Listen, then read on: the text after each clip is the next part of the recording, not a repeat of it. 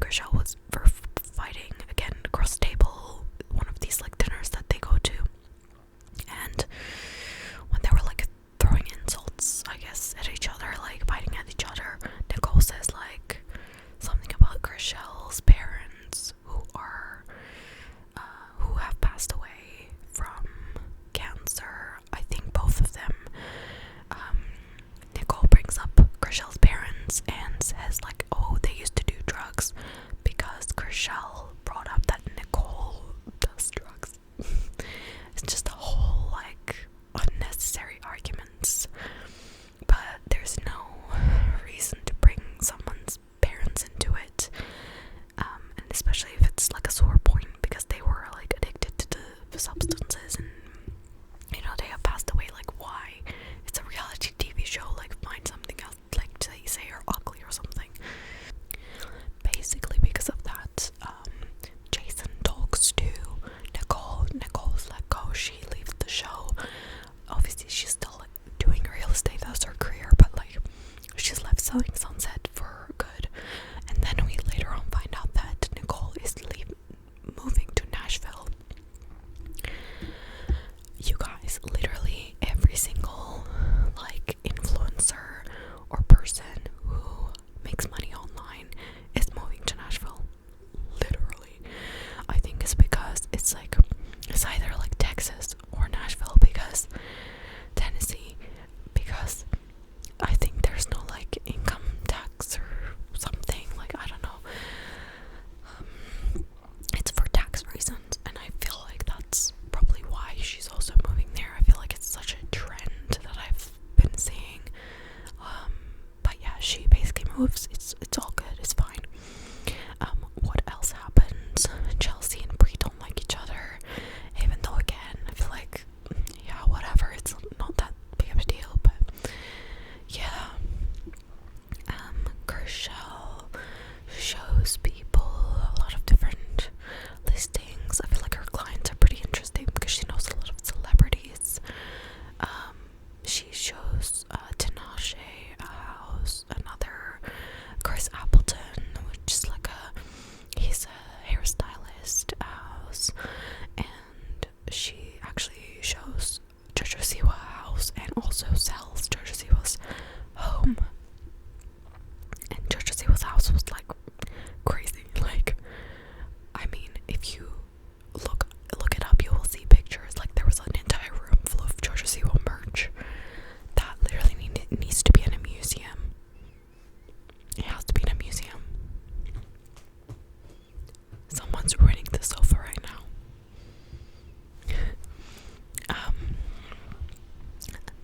But yeah, she has a lot of interesting clients. I feel like that's why she manages to get screen time too, and also she's got all this like lore behind her life. Like, her house was burned down, so she talks about that, her parents and the things that happened with Nicole, that bitch fight. She gets screen time for that. Like, she gets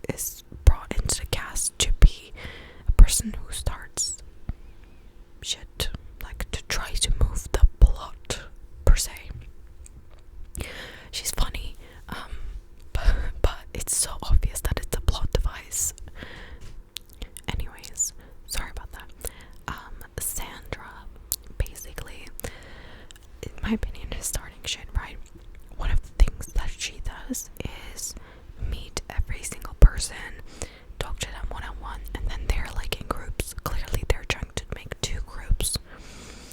They're trying to do Chriselle, Chelsea, and Emma as a trio, and then the rest of the girls as whatever, 2 groups. And Sandra's kind of like leaning towards that group rather than the trio. But we're gonna get to the trio because they're not safe. So Sandra and Chriselle meet up, and Sandra's like, well, girly pop, I don't think you like me very much. And she's like, why? Also, Sandra says that Chriselle has like 3 faces.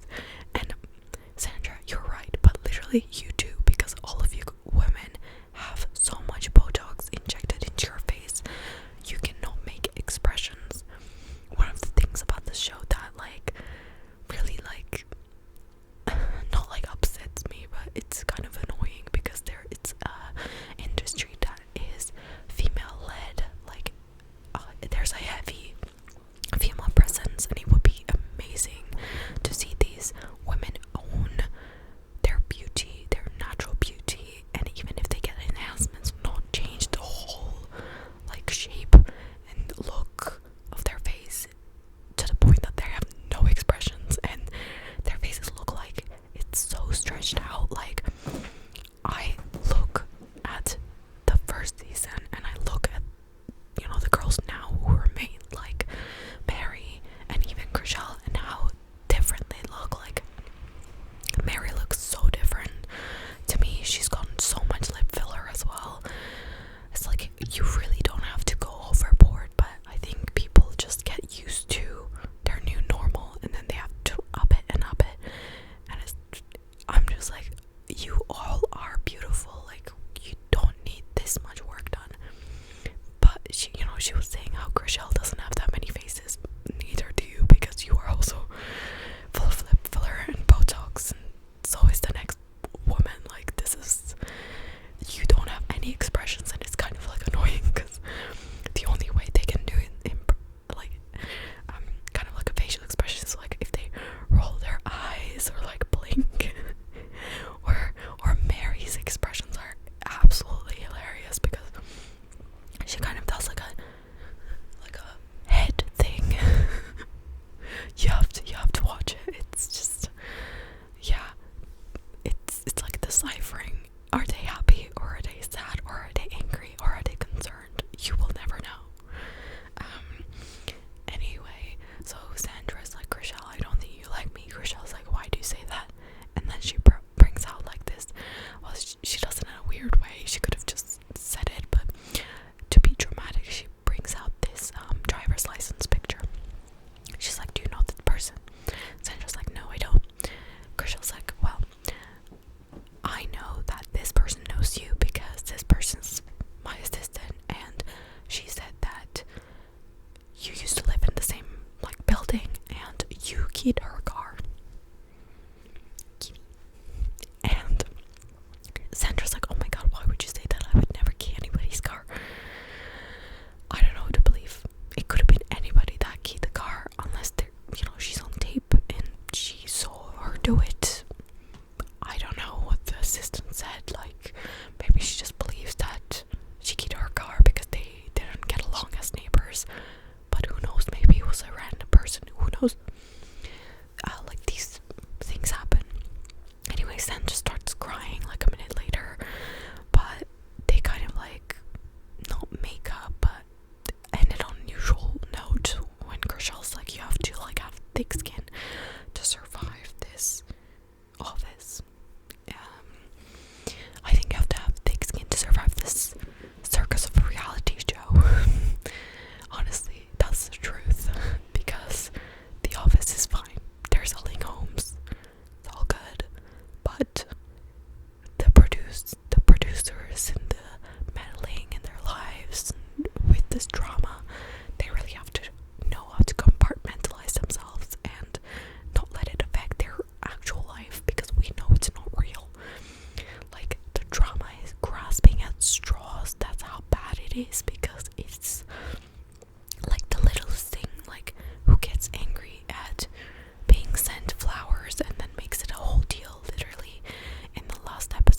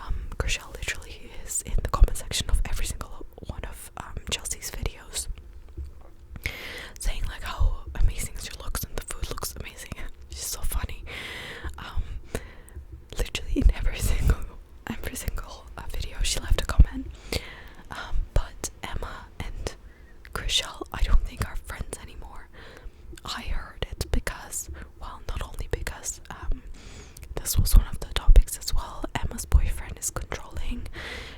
I think Emma's with him just because he's uber rich and he's a real estate mogul, and that means like she gets tons of houses to sell, or she doesn't even have to sell anything. But obviously this guy's like not comfortable with her making her own money. He wants to be the man even though he's never eaten a vegetable in his life. He just sounds like a teen, and I agree with Chriselle when she said that. And Emma was getting really annoyed with Chriselle because she was saying like, if you were my friend you wouldn't like judge me so hard, like why are you judging me, I love him, kind of thing. But I don't know, I think Chriselle was being a real friend there, and if you're not able to have hard conversations and be honest with each other, I don't think then you're friends. I don't think it's good to accept, like, you see something that's not so right for your friend and you don't call it out. I don't think that's right. But I don't think they're friends anymore because apparently I heard down the grapevine that this guy that Emma was seeing, I'm not sure if she's seeing him still. I tried to look on her Instagram and I didn't see any pictures, but I think Emma's boyfriend said the wrong thing to G, who is Chriselle's partner. Chriselle's partner G goes by they them pronouns, and I think that guy I don't know how to mispronounce. I think he said she instead of they or something. That's what I heard on the internet, but it might be something else. But yeah. And also all the other things about him not being a really nice person, like controlling her behavior, and she's like, it's okay, I'll give him another shot and I'll give it another chance. And it's just like, oh my god, how do you not hear yourself go? Like in one episode she's like, yeah, I'm done with him, I agree, like he was being controlling, he was telling me that I shouldn't be working and all this. And then in the next one she's like, well, I believe in second chances and third and fourth. I just think the prospect of being extremely wealthy sounds better to Emma, but obviously I'm an outsider, and who knows, maybe in that situation I would also take that deal rather than